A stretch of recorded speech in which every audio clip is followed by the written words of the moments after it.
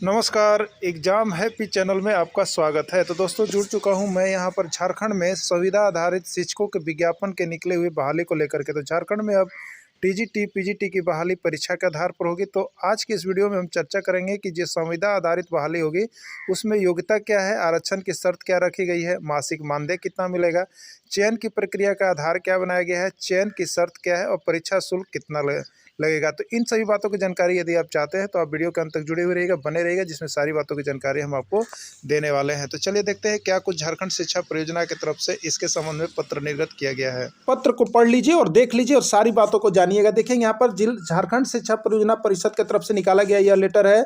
जयंत कुमार मिश्र प्रशासनिक पदाधिकारी की तरफ से 10/1/2023 को निकला है और यहाँ पर देखिए पत्रांक दिनांक सारे चीज दिए गए हैं।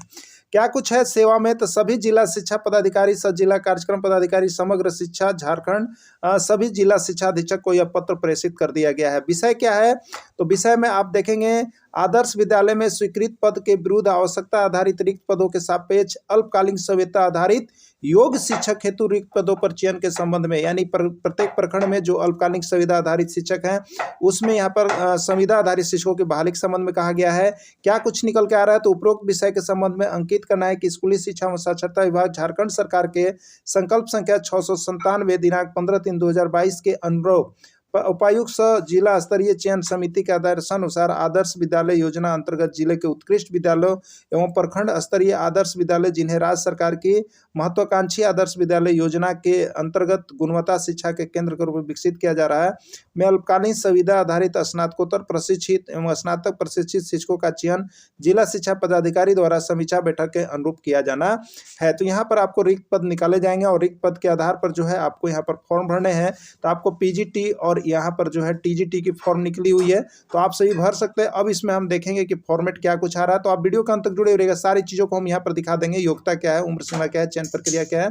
तो देखिए यहाँ पर आ रहा है आदर्श विद्यालय योजना अंतर्गत उत्कृष्ट विद्यालय एवं प्रखंड स्तरीय आदर्श विद्यालय, यानी उत्कृष्ट विद्यालय आदर्श विद्यालय में यह संविदा आधारित आपका चयन किया जाएगा। अब देखिएगा यहाँ पर स्कूली शिक्षा साक्षरता विभाग के संकल्प संख्या इतने पर अनुसार करना है, इस शर्तों के अधीन किया जाना है, यानी आरक्षण वाइज आपकी बहाली होगी। और यहाँ पर आपका विज्ञापन निकलेगा, फॉर्म भरना है, विज्ञापन तो निकल ही गया है। यहाँ पर देखिएगा सारा सब्जेक्ट का दिया हुआ है कि पीजीटी के लिए कौन कौन सब्जेक्ट है, देखिए यहाँ पर सारा दिया हुआ है, और टीजीटी के लिए कौन कौन से सब्जेक्ट होंगे, ये सारा चीज़ें यहाँ पर दिया हुआ है। चलिए अब इसकी योग्यता देख लेते हैं हम, ठीक है। तो देखिए योग्यता क्या होगी, यदि आप पीजीटी का शिक्षक बनना चाहते हैं तो आपके लिए योग्यता क्या होना चाहिए। तो राज्य सरकार या केंद्र सरकार या विश्वविद्यालय अनुदान आयोग द्वारा मान्यता प्रदान संस्था से संबंधित विषय जिसमें चयन होना है, न्यूनतम 50% अंकों के साथ स्नातकोत्तर की डिग्री, परंतु अनुसूचित जाति एवं अभ्यर्थी हेतु 45%, ठीक है। तो आपको अगर पीजीटी में जिस सब्जेक्ट में चयन होना है उससे आपने यदि पीजीटी कर रखे हैं तो आपको उसमें 50% मार्क्स होना चाहिए। अगर आप SC ST उम्मीदवार है तो आपको 45% मार्क्स होना चाहिए। उसके साथ क्या होना चाहिए, साथ में मान्यता प्राप्त प्रशिक्षण संस्थान से बीएड होना चाहिए, ठीक है। बीएड की डिग्री अनिवार्य की गई, यानी पीजीटी में 50% जनरल के लिए और बीएड होना चाहिए, और SC ST के लिए 45% और बीएड होना चाहिए। तो आप पीजीटी का फॉर्म भर सकते हैं, ठीक है। फॉर्म निकलेगा। अब देखिए स्नातक प्रशिक्षित यानी टीजीटी शिक्षक हेतु क्या आपको निकाला गया है, स्नातक प्रशिक्षित हेतु तो राज्य सरकार या केंद्र सरकार का विश्वविद्यालय अनुदान आयोग द्वारा मान्यता प्राप्त संस्थान से जिस विषय में चयन होना है, न्यूनतम 45% अंकों के साथ स्नातक की डिग्री, परंतु अनुसूचित जनजाति अभ्यर्थी तो न्यूनतम 40%, ठीक है। यानी अगर आप स्नातक प्रशिक्षित शिक्षक बनना चाहते हैं तो आपको जो है स्नातक में जिस सब्जेक्ट से आप करना चाहते हैं वो कम से कम 45% मार्क्स होना चाहिए, और अगर SC ST है तो 40% होना चाहिए, और साथ में आपको बीएड की डिग्री अनिवार्य रखी गई है, ठीक है। चलिए अब उम्र सीमा की बात कर लेते हैं।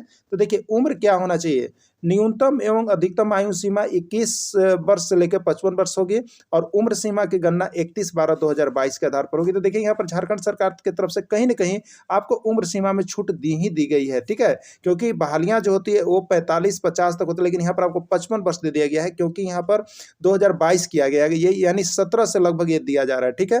तो आपको 2022 से है 55 साल यहाँ पर उम्र कर दिया गया है। ये उम्र सीमा में आपको झारखंड सरकार की तरफ से छूट दी गई है अभ्यर्थियों के लिए, क्योंकि बहुत दिनों के बाद यह बहाली निकल रही है, ठीक है।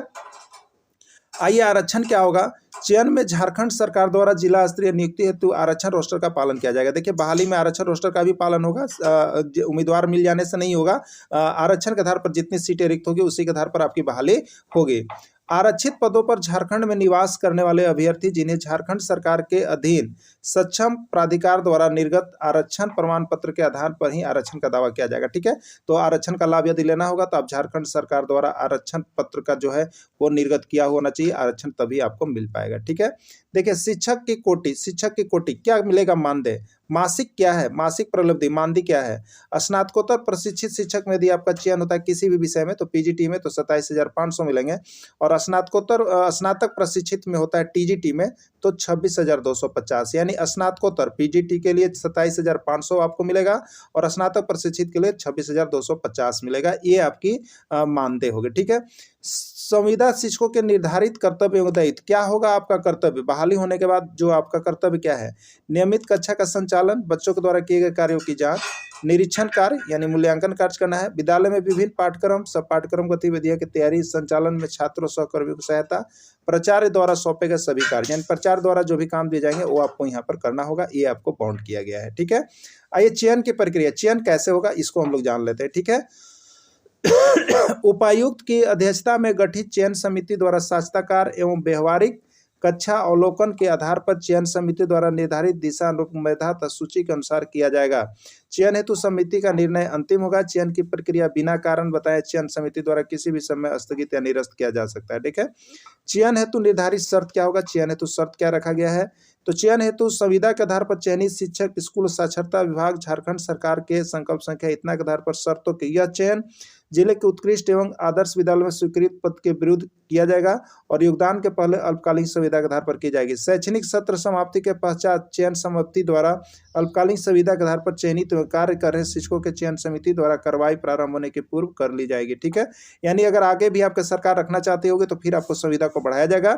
संविदा के आधार पर कार्यरत शिक्षकों का नियमित चयन का कोई दावा अधिकारी नहीं होगा और नहीं ये सरकारी शिक्षक समूह का हिस्सा होंगे। यहाँ पर देखिए स्पष्ट रूप से यहाँ पर निकाल दिया गया है कि आप सरकारी शिक्षक का हिस्सा कभी भी नहीं बन पाएंगे। सिर्फ आपका यहाँ पर साल साल पर आपका जो है अल्पकालिक संविदा के आधार पर किया जाएगा और आप यहाँ से हटाए भी जा सकते हैं। ठीक है, ऐसे शिक्षक विद्यालय के प्राचार्य के अधीन उनके द्वारा निर्धारित शर्त एवं बंधे संविदा के अनुरूप ही कार्य करेंगे, यानी आपको जो है यहाँ वहाँ के जो प्राचार्य होंगे उनके अधीन आपका काम करना होगा।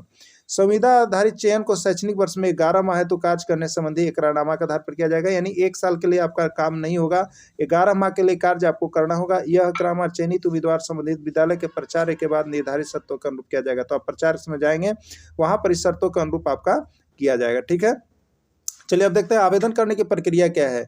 योग्य अभ्यर्थी द्वारा विहित प्रपत्र परिशिष्ट ख के रूप में संलग्न जो आपको दिखाए थे हम अभी संबंधित जिले के जिला शिक्षा पदाधिकारी के कार्यालय में आवेदन निबंधित डाक द्वारा दिनांक के अपराह्न 5 बजे स्वीकार किए जाएंगे। साधारण डाक से भेजे गए आवेदन स्वीकार नहीं किए जाएंगे। निर्धारित समय सीमा के पश्चात आवेदन स्वीकार नहीं किया जाएगा।